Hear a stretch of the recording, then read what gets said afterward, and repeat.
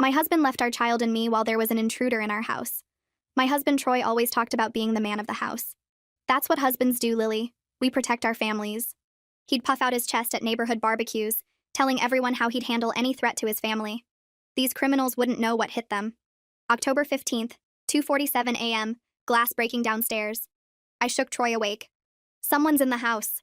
He sat up, listened. Our 4-year-old son Nate was sleeping between us because of nightmares. Troy grabbed his phone, then jumped out of bed. "I'm calling 911 from the car," he whispered. "What? What about us?" "I need to get help. Stay quiet."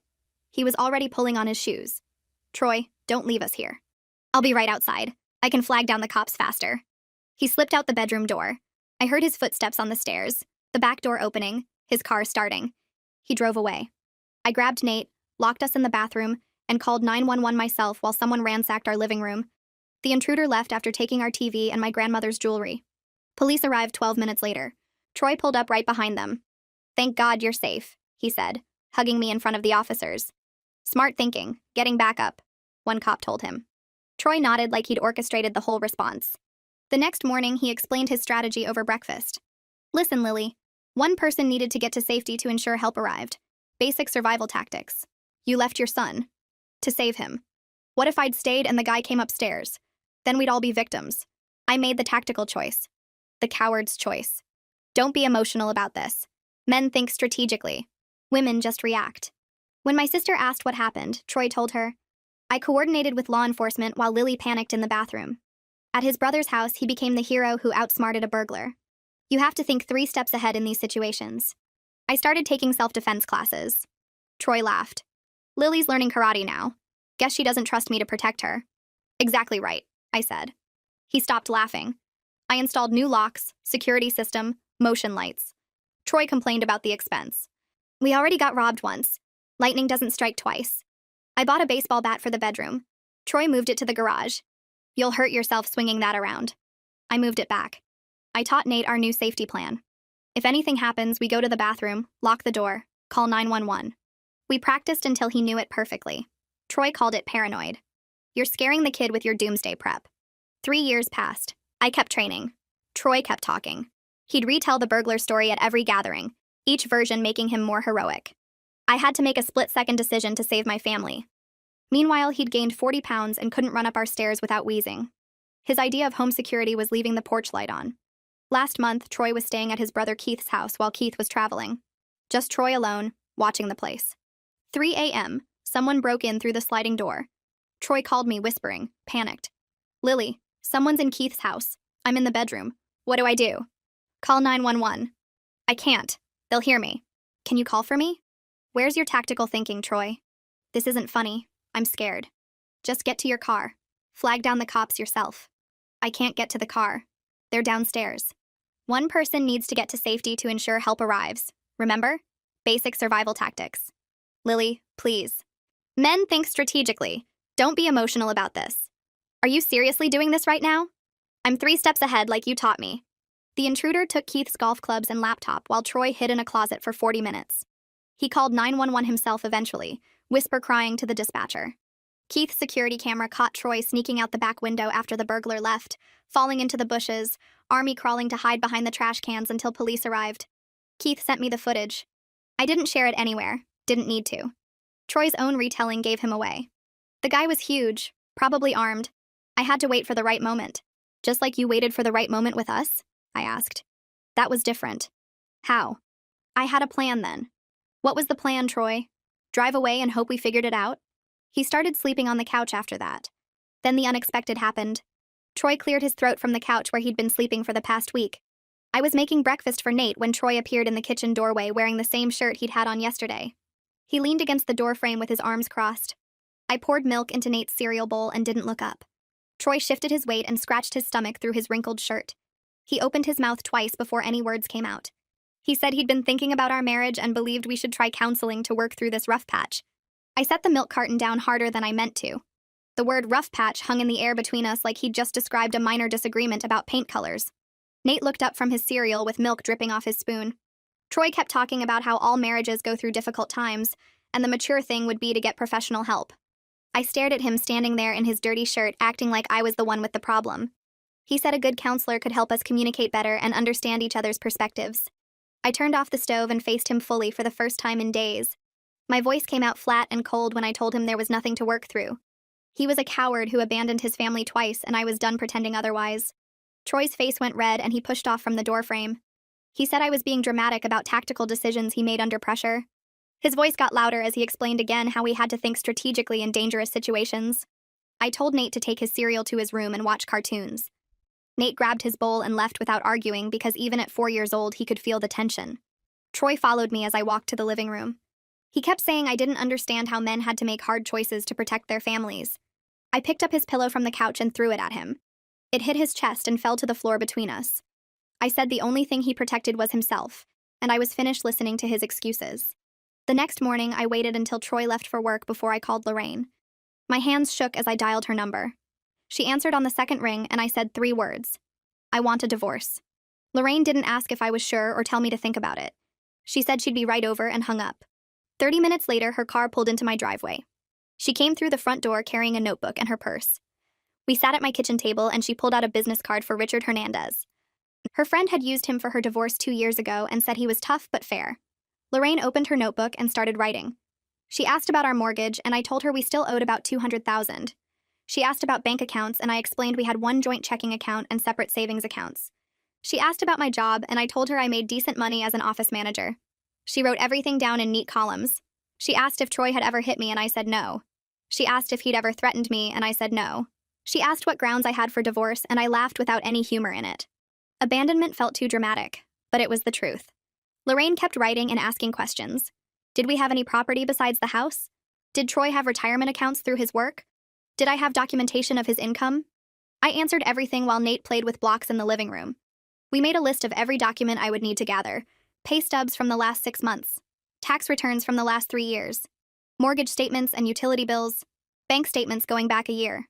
Lorraine circled the word evidence at the top of one page. She asked if I had anything that showed Troy's character or fitness as a parent. I thought about Keith's security footage sitting in my email. Lorraine's eyes got sharp when I mentioned it. She said I needed to bring that to the attorney along with everything else. 3 days later, I sat in Richard Hernandez's office with a folder full of papers on my lap. His office was on the 3rd floor of a building downtown with gray carpet and white walls. Richard was younger than I expected with dark hair and glasses. He shook my hand and gestured to the chair across from his desk. I sat down and put my folder on his desk. He opened it and started looking through the mortgage papers and bank statements. I had printed out my pay stubs and Troy's too since I had access to our joint email. Richard looked at each page carefully without saying anything. After a few minutes, he looked up and asked me to tell him what happened. I started with the first break-in 3 years ago, when Troy left Nate and me alone. Richard listened without interrupting or taking notes. I told him about the 3 years after and how Troy kept lying about what happened. I told him about Keith's house and the closet and the security footage. Richard's expression didn't change through any of it. When I finished, he took off his glasses and cleaned them with his shirt. He said my case was straightforward since there was no abuse to prove just irreconcilable differences. The words sounded clinical and cold, but also exactly right. Richard put his glasses back on and asked about custody. I said I wanted primary custody of Nate. He nodded and made a note on his legal pad. He asked if I thought Troy would fight for custody, and I said probably not if it required actual effort. Richard leaned back in his chair and asked if I had any evidence of Troy's character that might help with custody arrangements. I mentioned Keith's security footage again. Richard's whole face changed. His eyes got brighter and he sat forward. He said documentation of a parent's inability to protect a child could be relevant in custody decisions. He asked if I could get a copy of the full video file. I told him Keith had already sent it to me. Richard asked me to forward it to his email address immediately. He said it wouldn't prove Troy was a bad father, but it would establish a pattern of behavior that contradicted his claims about being a protector. I pulled out my phone right there in his office and forwarded the email from Keith. Richard's computer dinged a few seconds later. He opened the video and watched the whole thing without saying a word. When Troy fell into the bushes, Richard's mouth twitched like he was trying not to smile. When the video ended, Richard closed his laptop and looked at me. He said we had a strong case for primary custody with Troy getting standard visitation. He explained the timeline for filing. It would take about a week to prepare the paperwork, and then Troy would be served. Richard said I should expect Troy to be angry and possibly vindictive. I told Richard that Troy had been sleeping on our couch for a week and barely spoke to me. Richard said that would probably change once Troy got served with papers. I left Richard's office feeling lighter than I had in months. I sat in my car in the parking garage and called Keith. He answered after 3 rings, sounding tired. I explained that I needed the security footage for my divorce attorney. Keith was quiet for a second and then said he was sorry it had come to that. I told him it had come to that 3 years ago, I just hadn't accepted it yet. Keith said he'd send me the full video file from his security system. I thanked him and was about to hang up when he spoke again. He said he was sorry Troy turned out this way. His voice had real sadness in it, like he'd lost something too. I told him it wasn't his fault his brother was a coward. Keith laughed, but it sounded hollow. He said he'd send the video within the hour. I thanked him again and hung up. My phone buzzed 50 minutes later with an email from Keith. The video file was attached along with a short message. The message said he hoped I got everything I deserved in the divorce, and that Nate was lucky to have me as his mom. I sat in my car and cried for the first time since this whole thing started. Troy came home from work at his usual time that Thursday. I had picked up Nate from daycare and fed him dinner. Nate was watching cartoons in the living room. I heard Troy's car in the driveway and my heart started pounding. The divorce papers were on the kitchen counter where I'd left them that morning. I heard Troy's key in the lock and the front door opening. He called out that he was home like this was a normal day. I didn't answer. I heard him walk through the living room and ruffle Nate's hair. Then his footsteps came toward the kitchen. I was standing by the sink washing Nate's plate. Troy walked in and saw the papers immediately. He stopped in the doorway. The papers were in a manila envelope with his name written on the front. Troy picked up the envelope and opened it. He pulled out the papers and started reading. I kept washing the plate even though it was already clean. Troy read in silence for what felt like 10 minutes. Then he looked at me with genuine shock on his face, like he never believed I'd actually do it. His mouth opened, but nothing came out. He looked back down at the papers and flipped through them. His hands were shaking slightly. He set the papers down on the counter and pressed his palms flat against the surface. He asked if I was serious about this. I turned off the water and dried my hands. I told him I'd never been more serious about anything in my life. Troy tried the guilt approach first. He said I was breaking up our family over one mistake. His voice got soft and pleading. He asked what about Nate growing up without his father. He said kids need both parents and I was being selfish. I turned around and looked at him directly. I reminded him that he already chose to leave Nate during a home invasion, so he made that decision himself. Troy's face changed from sad to defensive. He said that wasn't fair, and I was twisting what happened. I asked him which time I was twisting. The first break-in when he drove away, or the second one when he hid in a closet for 40 minutes. Troy's jaw clenched and his hands curled into fists on the counter. He said those were completely different situations and I knew it. I asked how they were different. He didn't have an answer for that. Troy switched tactics and got angry. His face turned red and he pushed away from the counter. He said I was cold and unforgiving. He said real wives support their husbands through difficult times. His voice got louder as he said I was abandoning him when he needed me most. He said I was heartless and cruel. He said I never appreciated anything he did for this family. He listed all the ways he'd provided for us over the years, the mortgage payments and the car insurance and the groceries. Like money was the same thing as courage. Like paying bills made up for leaving his son in danger. I let him yell until he ran out of steam. When he finally stopped talking, the kitchen was quiet except for the sound of cartoons from the other room. I stayed completely calm and told him I supported him for years while he took credit for my work, and lied about his courage. I said the difficult time he was experiencing now was just reality catching up with his lies. Troy stared at me like I'd slapped him. I told him I called 911 myself during the first break-in while he sat in his car. I told him I installed the security system and bought the bat and took the self-defense classes. I told him I taught Nate our safety plan while Troy complained about the expense. I said I did everything to protect our family while he told everyone he was the hero. Troy's face went from red to pale. He picked up the divorce papers and walked out of the kitchen. I heard him go upstairs and slam the bedroom door. 20 minutes later, he came back down with a duffel bag full of clothes. He walked past me without saying anything and left through the front door. His car started in the driveway and pulled away. Nate came into the kitchen and asked where Daddy went. I told him Daddy was going to stay at Uncle Keith's house for a while. Nate shrugged and asked if he could have a snack. I gave him an apple and watched him walk back to his cartoons like nothing had changed. 2 days later, Keith's truck pulled up in the driveway just after dinner. I watched from the living room window as Troy loaded garbage bags full of his clothes into the bed. He made 3 trips back and forth, each time moving slower like he hoped I might come outside and stop him. I stayed exactly where I was. Nate pressed his face against the window next to me and watched his father carry boxes to the truck. Troy looked up once and saw us both standing there. He raised his hand in a small wave. Nate waved back. Troy stood there for another minute like he was waiting for something, then climbed into the passenger seat. Keith backed out of the driveway and the truck disappeared down the street. The house felt different immediately. Not sad or empty, just lighter somehow. Like someone had opened all the windows and let fresh air sweep through every room. I made hot chocolate for Nate and we sat at the kitchen table together. He swung his legs under his chair and asked where Daddy went. I told him Daddy was going to stay at Uncle Keith's house for a while. Nate nodded and took a sip of his hot chocolate. He asked if Daddy was coming back tomorrow. I said no, not tomorrow. Nate thought about this for a moment, then asked if he could watch cartoons before bed. I said yes, and he ran off to the living room, leaving his empty mug on the table. The next afternoon, Lorraine showed up with a bag from the hardware store. She dumped the contents on my kitchen counter and 3 new deadbolts clattered across the surface. She said Richard told her it was fine to change the locks as long as I gave Troy access when he asked for his stuff. I picked up one of the deadbolts and turned it over in my hands. Ned. Lorraine grabbed a screwdriver from the junk drawer and headed for the front door. I followed her and held the instruction sheet while she removed the old lock. The screws came out easily and the whole mechanism fell into her hands. She tossed it in the trash and lined up the new deadbolt.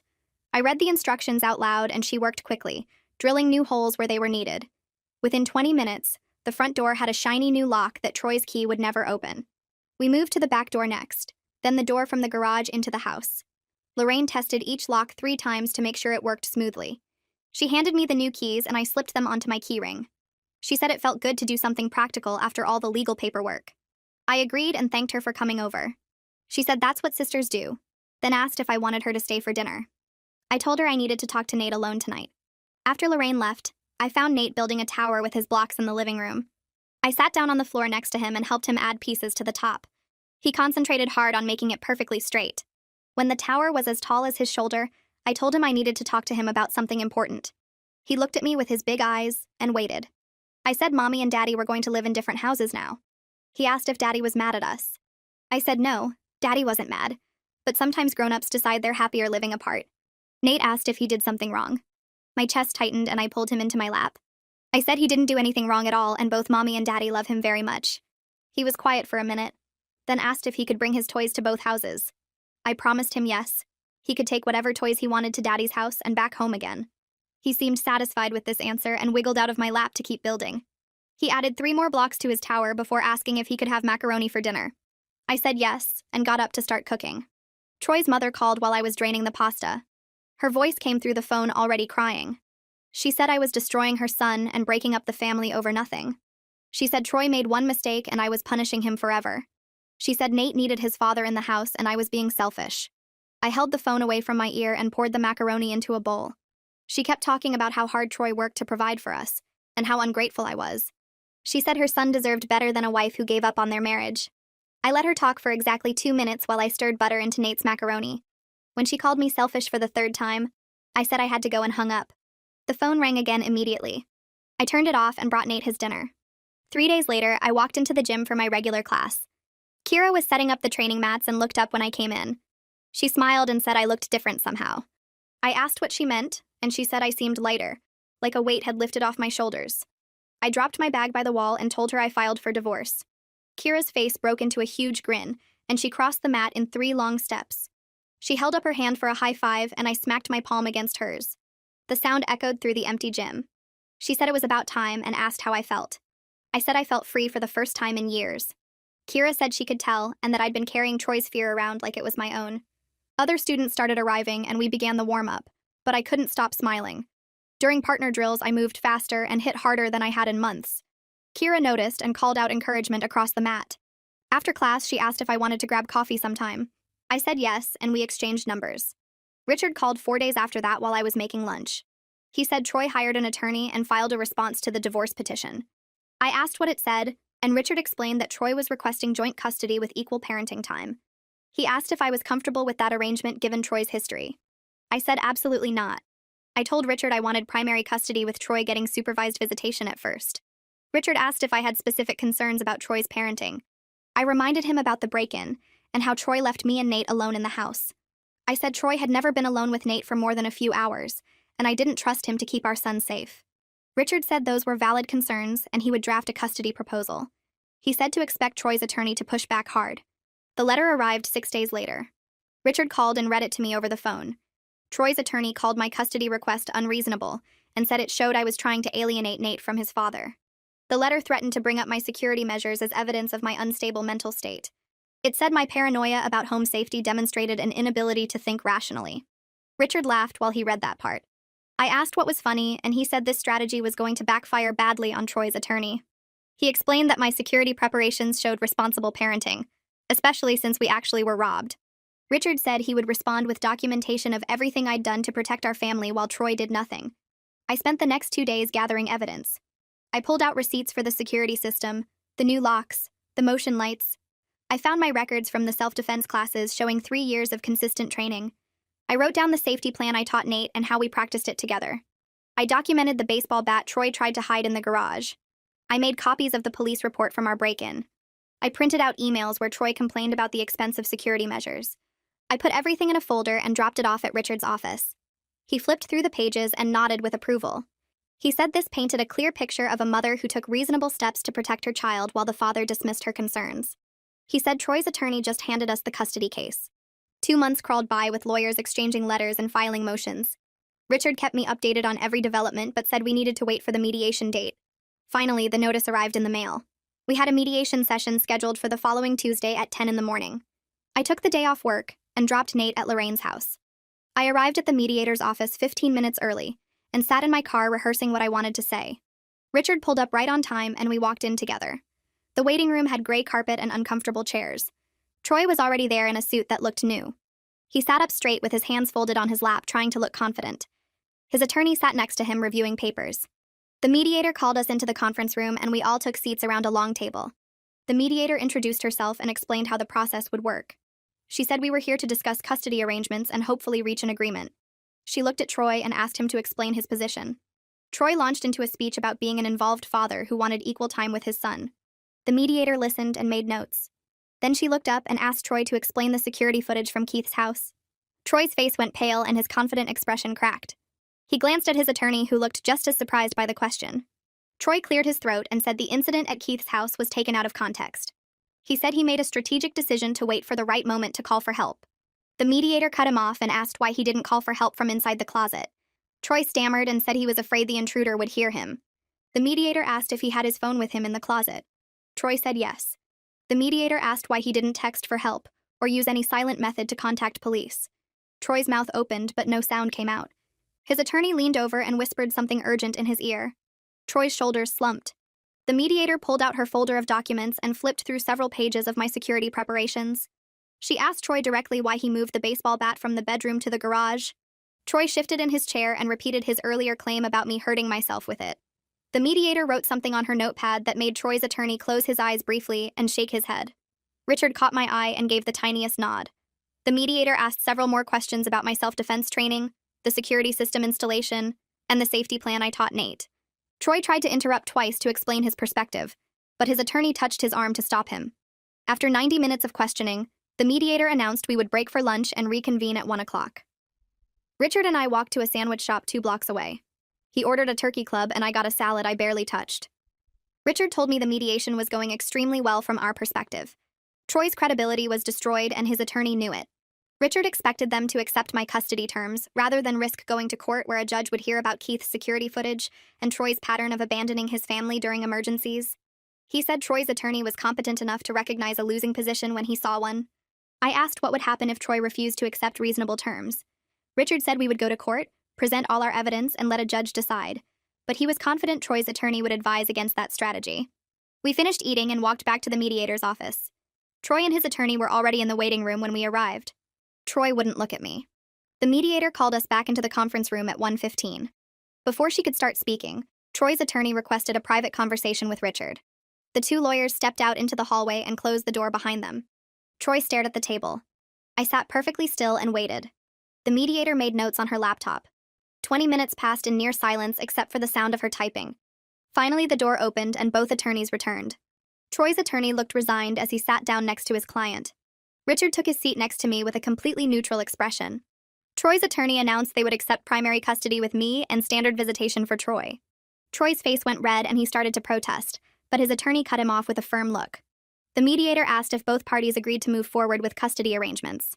Requested Reds is on Spotify now. Check out link in the description or comments. I said yes immediately. Troy hesitated for several long seconds before his attorney whispered something to him, and he finally nodded.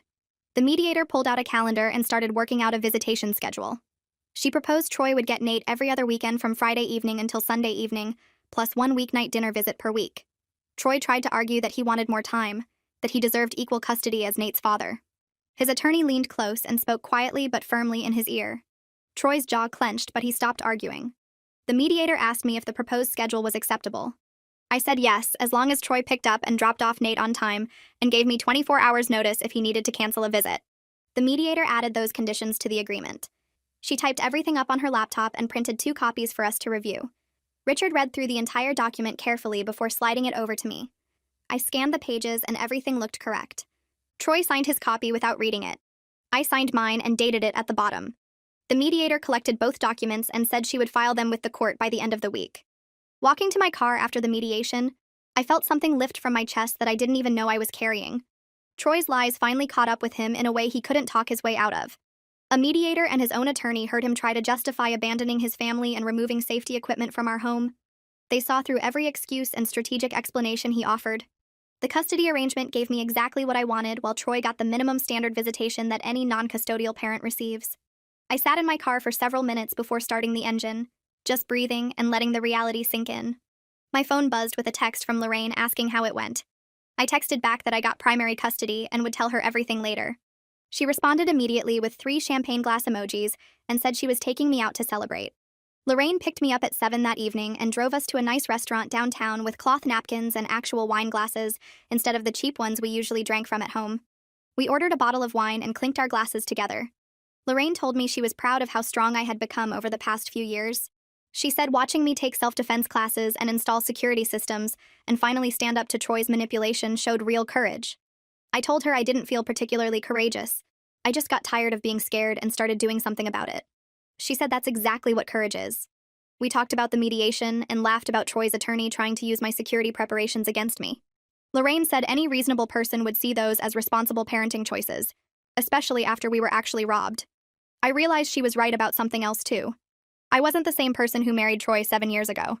That version of me believed his stories about being the man of the house and protecting his family. This version knew the truth and refused to pretend otherwise. Troy exercised his first visitation weekend 2 weeks later. He arrived at 6 o'clock on Friday evening to pick up Nate. Our son came downstairs with his little backpack full of toys and his favorite stuffed elephant. Nate hugged me goodbye and walked out to Troy's car without any hesitation or concern. Troy loaded the backpack into his trunk and drove away. I watched until his taillights disappeared around the corner. The house felt strange without Nate's constant noise and energy. I made myself dinner and ate it at the kitchen table instead of on the couch like I usually did when Troy still lived here. After dinner, I deep cleaned the entire downstairs, scrubbing the kitchen floor on my hands and knees, and wiping down every surface in the living room. Saturday morning, I cleaned the upstairs bathrooms and vacuumed all the bedrooms. I washed every window in the house until they sparkled. I reorganized the closets and threw away 3 garbage bags of Troy's old clothes and belongings that he never came back for. By Sunday afternoon, the house felt completely mine in a way it never had before. Troy returned Nate on Sunday evening at 6 o'clock exactly. Nate burst through the front door talking about playing video games all weekend and eating pizza for dinner both nights, and staying up past his bedtime to watch cartoons. Troy stood in the doorway looking exhausted. His shirt had a stain on the front, and his hair stuck up in odd directions.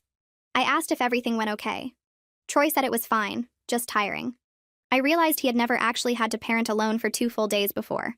When we were married, I handled all of Nate's meals and bedtime routines and entertainment while Troy watched television or worked on his laptop. Now he was discovering what it actually meant to be responsible for a 4-year-old child without anyone to help. Nate ran upstairs to put his toys away. Troy lingered in the doorway for a moment like he wanted to say something, then just turned and walked back to his car. I closed the door and locked it behind him. 3 months into our separation, Richard called to discuss the financial negotiations. He explained that we needed to decide what to do about the house. The options were for me to buy out Troy's half of the equity, sell the house and split the proceeds, or let Troy buy out my half. He asked which option I preferred. I said I wanted to keep the house if possible. This was where Nate grew up and where all his friends lived and where he felt safe. Richard said he would get the house appraised and calculate how much I would need to pay Troy for his share. He warned me that it might be expensive and asked if I had savings or access to funds. I told him I had been setting aside money for the past 3 years, ever since Troy abandoned us during the first break-in. Richard said he would send me the numbers once he had them, and we could decide how to proceed. I met with a financial advisor the following week at her office downtown. She was a woman in her 50s with gray hair pulled back in a neat bun. I brought all my financial documents, including bank statements, pay stubs, and information about my retirement accounts. She reviewed everything carefully and asked questions about my monthly expenses and income. After about 40 minutes of calculations, she looked up and told me I could afford to buy out Troy's half if I refinanced the mortgage. The monthly payments would be higher than what I was paying now, but still manageable on my salary. She said the house would be entirely mine with no ties to Troy remaining. I asked her to walk me through the refinancing process and what documents I would need. She printed out a checklist and explained each step. I left her office with a folder full of papers and a clear plan for moving forward. The house would be mine. Completely mine. No more shared property or financial connections to the man who drove away and left his family behind. Richard called me 2 days later with news that Troy's attorney had responded to the buyout offer. Troy was refusing to sign. Richard read me the letter over the phone where Troy's attorney claimed the house belonged to both of them equally, and I couldn't force him out of his own property. I asked Richard what our options were. He explained that we could take it to court and force a sale where neither of us would get what we wanted, or we could wait for Troy to realize he had no better choice. Richard said he would call Troy's attorney and explain the reality of the situation in terms Troy couldn't ignore. The next morning, Richard scheduled a conference call with Troy's attorney present.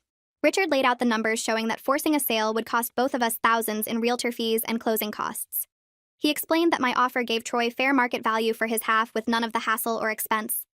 Troy's attorney put us on hold for 10 minutes while he talked to Troy privately. When they came back on the line, Troy's attorney said his client would accept the buyout terms. I heard Troy's voice in the background saying something about not having a choice, and his attorney quickly muted their end. Richard told them he would draft the paperwork and send it over for review by end of week. I hung up and sat at my kitchen table feeling like I could finally breathe properly for the first time in months. I called the bank that afternoon to start the refinancing process. The loan officer walked me through the application and scheduled an appraisal for the following week. She said the process would take about 6 weeks from start to finish. I gathered every document she requested and organized them in a folder that night. The appraisal happened on a Tuesday morning. The appraiser spent 2 hours measuring rooms and taking photos while I waited in the kitchen drinking coffee. He left without telling me the results, but the bank called 3 days later to say the house appraised for exactly what we needed. My refinancing application moved forward. Richard sent me the buyout paperwork to review. I read every page twice, checking that all the terms matched what we agreed on. Troy's portion would be paid from my refinancing proceeds the day we closed. His name would be removed from the deed and the mortgage. The house would be mine alone. I signed the papers and sent them back to Richard. Troy signed his copies at his attorney's office the same day. 4 months after filing for divorce, I sat in the bank's conference room signing my name on what felt like 100 different pages. The loan officer explained each document as I signed. The final paper was the deed showing my name as the sole owner. She stamped it with her notary seal and handed me a copy. I walked out of the bank holding that deed and got in my car before I let myself cry. They were good tears, the kind that come when something you worked for finally happens. I drove straight to Lorraine's house and showed her the deed. She hugged me so hard I couldn't breathe and said she was proud of me. I called Kira from Lorraine's driveway and told her the house was officially mine. She screamed so loud I had to hold the phone away from my ear. That Saturday evening, Lorraine and Kira came over with 2 bottles of wine and a cake that said, "Congratulations," in blue frosting. We sat in my living room now, and toasted to new beginnings. Kira asked if it felt different knowing the house was completely mine. I said it felt lighter somehow, like a weight I didn't know I was carrying had finally lifted. Lorraine laughed and said Troy probably thought I couldn't manage the mortgage payments without him. Kira said she hoped he was somewhere right now realizing how wrong he was about me. We finished both bottles of wine and most of the cake. They left around midnight and I walked through every room of the house turning off lights. Each room felt more mine than it ever had before. Nate adjusted to our new routine faster than I expected. He had his own room here and a smaller room at Troy's apartment. He never complained about going back and forth. I noticed he seemed calmer during the weeks after Troy moved out. The tension that used to fill our house when Troy was home had disappeared. Nate stopped having nightmares about bad guys breaking in. He slept through the night in his own bed without needing to come sleep between us. One morning while I was making his breakfast, he told me he liked it better when it was just us at home. I asked him why, and he said the house felt happier now. He never once asked when Daddy was coming back to live with us. 3 weeks after the house became officially mine, Troy picked up Nate for his weekend visit. He stood in the doorway longer than usual while Nate ran to get his backpack. Troy mentioned casually that he had started seeing someone new. Her name was Jennifer, and she worked at his office. I told him that was nice, and I hoped it worked out for him. His face did this weird thing where his smile froze and then fell. He had clearly expected a different reaction. He said Jennifer was really great and they had a lot in common. I said that sounded wonderful, and asked if he needed anything else because I had plans. He left looking confused and slightly annoyed. Nate came back with his backpack and gave me a hug before running out to Troy's car. The next week was Nate's parent-teacher conference at his preschool. I arrived 15 minutes early and sat in the hallway waiting for my turn. Troy was supposed to come, but he texted an hour before saying he couldn't make it because of work. The teacher called me in, and we sat at a small table covered with Nate's artwork. She pulled out a folder of his schoolwork and showed me his progress. Then she smiled and said Nate talked about me constantly in class. She said he told all the other kids that his mommy was really strong and could fight bad guys. He had announced during circle time that I could fix anything that broke in our house. The teacher said she had never seen a child so proud of their parent. My eyes filled with tears and I had to look down at the table for a minute. She handed me a tissue and said I was clearly doing something very right. I thanked her and left the conference feeling like my heart might burst. 6 months after I filed for divorce, Richard called me on a Tuesday morning while I was getting ready for work. He said the divorce was final. The judge had signed the papers and it was officially done. I was no longer married to Troy. I thanked Richard for everything he had done and hung up the phone. I stood in my bedroom holding my phone and waiting to feel something big. Instead, I just felt relief, like someone had opened a window in a stuffy room. I went to work and had a completely normal day. That evening, I cooked dinner for Nate and helped him with a puzzle. We watched a cartoon before bedtime and I tucked him in like always. Nothing felt different because my life had already changed months ago, when I decided to stop accepting Troy's version of reality. 3 months later, Troy called me on a Saturday afternoon. His voice sounded different, smaller somehow. He said Jennifer had broken up with him the week before. He wanted to talk about us and what we used to have together. I told him there was no us anymore, and there hadn't been for a long time. He said we had good years together before everything went wrong. I reminded him that we had a marriage where he lied constantly about who he was and what he had done. I said I was much happier now than I ever was with him. He tried to argue, but I told him I had to go and hung up. He didn't call back. 2 weeks after that conversation, my boss called me into her office. I thought I was in trouble for something, but she smiled and told me to sit down. She said the company was creating a new team lead position, and she wanted to offer it to me. The promotion came with a significant raise and more responsibility. She said she had noticed my confidence and leadership skills had improved dramatically over the past year. She asked if I was interested. I said yes before she even finished explaining the details. I left her office and texted Lorraine and Kira the news. They both responded with celebration emojis and demanded we go out to celebrate that weekend. I picked up Nate from daycare that afternoon and told him Mommy got a promotion at work. He asked what that meant, and I explained that it meant I did a good job, and now I would have more important work to do. He said he knew I was good at my job because I was good at everything. I hugged him tight and drove us home to our house, the one that was completely ours, where we were building a life that had nothing to do with Troy's lies or his version of who I was supposed to be. A week after my promotion, Kira pulled me aside after class and asked if I wanted to help teach the beginner self-defense session on Saturday mornings. She said the new students always asked about me and wanted to know my story. She told me I was an inspiration to them, and she thought having me assist would make a real difference. I agreed without thinking twice about it. That first Saturday, I stood in front of 12 women who looked just like I had 3 years ago, nervous and unsure but determined to learn. I showed them basic strikes and blocks while Kira corrected their form. One woman asked me why I started training, and I told her the truth about Troy leaving us during the break-in.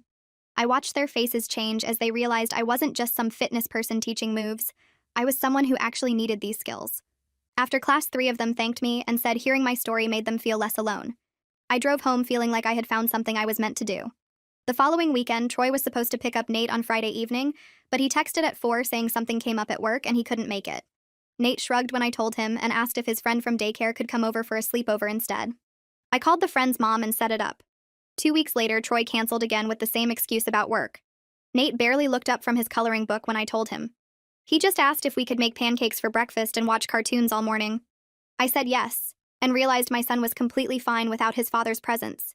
He had stopped asking when Daddy was coming and stopped talking about their visits unless I brought it up first. 8 months after filing for divorce, I was pushing my cart through the grocery store when I saw Troy in the produce section with a woman I didn't recognize. He had gained at least another 20 pounds, and his face looked puffy and tired. The woman next to him was young, maybe mid-20s, and she kept looking at her phone while Troy picked through the apples. I was wearing my gym clothes after teaching a morning class, and I felt strong and healthy and completely unbothered by seeing him. Troy looked up and made eye contact with me across the vegetables. His expression shifted from surprise to something like embarrassment. He walked over with the woman trailing behind him and tried to start a conversation about how good I looked. I thanked him and kept loading produce into my cart. He introduced the woman as Jennifer, and she gave me a tight smile that didn't reach her eyes. Troy started talking about the weather and asking about Nate in this fake, casual way that made it clear he was performing for Jennifer. She checked her phone again and touched his arm while saying they needed to get going. Troy nodded and said it was good seeing me. I waved and told them to have a nice day, then went back to my shopping. I felt absolutely nothing about the encounter except maybe a little relief that he was someone else's problem now. I finished my shopping and drove home thinking about what to make for dinner, and Troy didn't cross my mind again. The next month, Nate started kindergarten, and I went to the parent orientation by myself because Troy forgot about it. He sent me a text 2 hours after it ended apologizing and saying work had been crazy. I sat in the classroom with the other parents while the teacher explained the curriculum and daily schedule. A mom next to me asked if my husband couldn't make it, and I told her I was divorced. She nodded like she understood and didn't ask any follow-up questions. The other parents naturally assumed I was a single mom, and I didn't bother explaining the situation because it was basically true anyway. I had been doing everything alone for years, even when Troy lived in the house. The orientation ended, and I collected the papers and forms to fill out at home. Nate ran up to me in the hallway, excited about his new classroom and his cubby with his name on it. I took his hand and we walked to the car together, just the two of us like always. That weekend, I packed our bags and drove Nate to the beach 2 hours away. We got a cheap motel room right on the water and spent Saturday building sandcastles and collecting shells. Nate ran back and forth from the water carrying buckets of wet sand for our castle. He found a perfect spiral shell and showed it to me like he had discovered treasure. We ate pizza for dinner and walked on the beach at sunset. Back in the room, Nate laid out all his shells on the bed and told me this was the best vacation ever, because we were happy. I tucked him in and sat on my bed looking at the shells he had arranged by size. I felt something settle in my chest, a kind of peace I hadn't felt in years. The next week, Lorraine came over for coffee and told me I seemed like a completely different person than I was a year ago. She said I was more confident, more at peace, more myself. I thought about her words after she left and realized she was right. I finally felt like the person I was always supposed to be before I spent years trying to manage Troy's ego and protect his feelings. I had built a life that was mine, not one that revolved around someone else's lies and insecurities. I looked around my house with its new locks and security system and felt proud of everything I had created. 2 days later, Troy called while I was making dinner. He asked if we could talk about reducing his child support because he was having financial difficulties.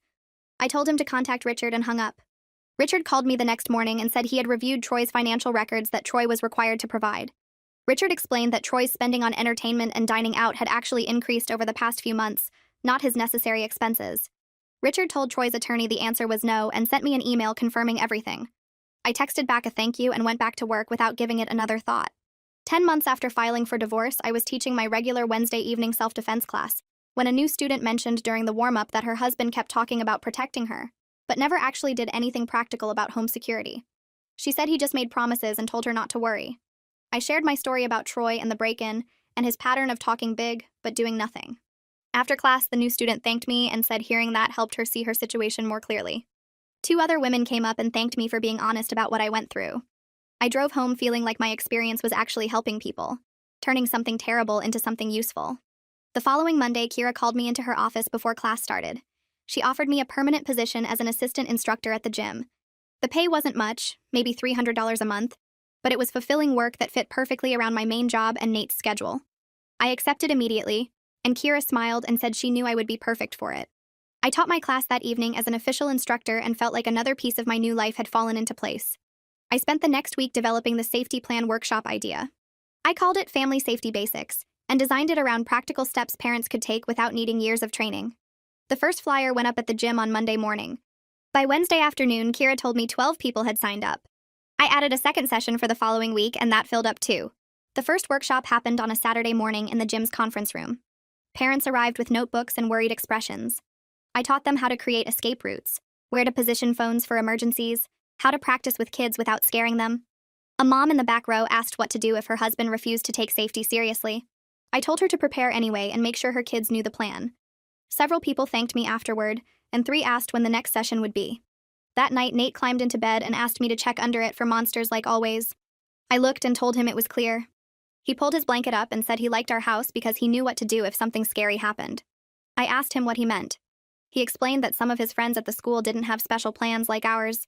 They didn't know about the bathroom safe spot or how to call for help. He said he felt lucky that I taught him everything. I kissed his forehead and told him I would always make sure he was safe. After he fell asleep, I sat on my bed and felt something warm in my chest that had nothing to do with Troy or the divorce or proving anything. It was just about being the parent Nate needed. 3 days later, I was making dinner when someone knocked on the front door. I looked through the peephole and saw Troy standing on the porch. He hadn't called or texted. I opened the door but didn't invite him in. He said he wanted to talk about us and whether we had made a mistake getting divorced. I told him there was no us anymore. There was just a co-parenting arrangement and he needed to call before showing up. He stepped closer and said we should at least discuss it. I reminded him that he needed to call first and started closing the door. He put his hand against it and said we were good together once. I stopped the door and looked at him. I told him we were never good together. He abandoned me and our son during a home invasion. He left a 4-year-old child to face an intruder while he drove away. He stood there for a few seconds without saying anything. Then he dropped his hand and walked back to his car. I closed the door and locked it and went back to making dinner. Nate asked who was at the door, and I told him nobody important. The 1-year mark arrived on a Tuesday. I was teaching 3 classes a week at the gym now. My main job had given me another raise. Nate was happy and doing well in kindergarten. I looked around my house that morning before work and realized my life was exactly what I had built it to be. Every choice I made was mine. Every decision served me and Nate. Troy existed only as a weekend obligation and a child support payment. 2 weeks later, Troy called and asked if he could take Nate for a full week during summer vacation. It was his first time requesting extended parenting time. I asked Nate if he wanted to go, and he got excited about the water park Troy mentioned. I agreed to the week and used the time to visit Lorraine. When Nate came back, he talked about the water slides and the hotel pool. He also said he missed me and our house. Troy admitted while loading Nate's bag into my car that parenting alone for a week was harder than he expected. I smiled and thanked him for bringing Nate home. A woman from the community center called me the next day. She asked if I would be interested in teaching self-defense workshops for their after-school programs. The pay would be decent, and it could lead to more teaching opportunities. I told her I was very interested, and we scheduled a meeting. That fall, Nate and I started creating our own holiday traditions. We decorated cookies together with way too much frosting. We picked out our Christmas tree from the lot down the street. We made hot chocolate and watched movies on Friday nights. Nate never mentioned missing how things used to be with Troy. He just seemed happy with what we had now. On the anniversary of the night Troy hid in the closet, I was teaching my evening class at the gym. We were working on defensive stances, and I was demonstrating proper foot placement. Halfway through the class, I realized I hadn't thought about Troy in days. My life wasn't about what he did or didn't do anymore. It was about the strong, capable person I had become and the safe, happy home I built for my son and myself. So yeah, that's the whole thing. Nothing too deep, just another